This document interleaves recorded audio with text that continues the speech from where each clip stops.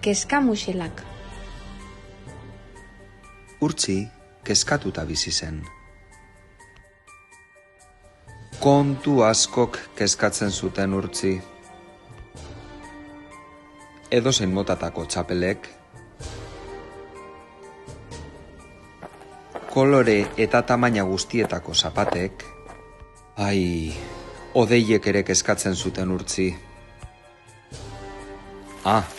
Eta zelan ez, euriak ere bai.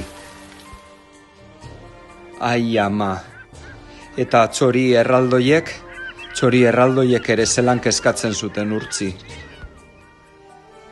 Aitak lagundu egin nahi zion. Ez kezkatu, Urtzi, ez da ezer gertatuko. Hori dena zure asmazioak dira. Amak ere lagundu nahi zion. Ez kezkatu lastana, gu hemen gaude, eta ezerk ez dizu ezer egingo. Baina Urtzi kezkatan bizi zen. Besteren etxean lo egitea zen gehien kezkatzen zuena. Amamarenean geratu zen batean, ezin izan zuen lorik hartu. Sobera kezkatua zegoen. Ergelarena egiteko beldurra baina altzatu eta amamarengana joan zen. Badakizu, Urtzi, zure adinekoa nintzelarik, ni ere kezkatuta bizi nintzen. Zaude, zuk behar duzun hori, daukat hemen. Bere gelan sartu eta zeozer ekarri zuen eskuan. Begira, panpintxo hauek kezkamuselak dira. Kontai ezaiozu, kezkabana eta sarritzazu burukoaren azpian. Hauek hartuko dituzte kezkak, zu lo zaudelarik.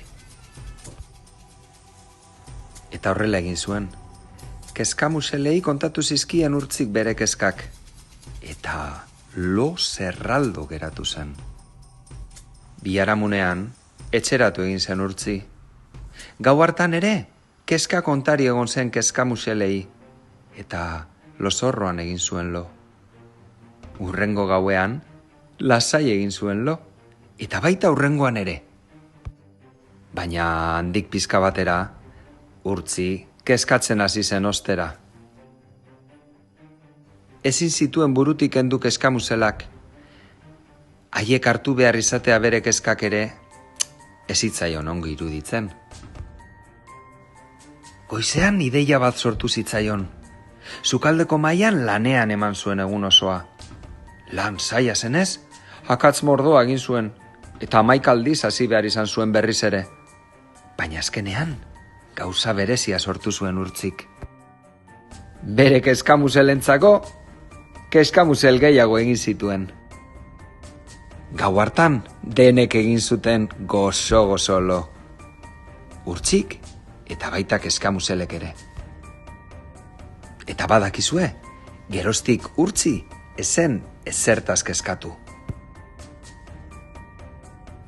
Eta bere lagunak ere ez, denentzat aina kezkamusel egin baitzituen Urtzik.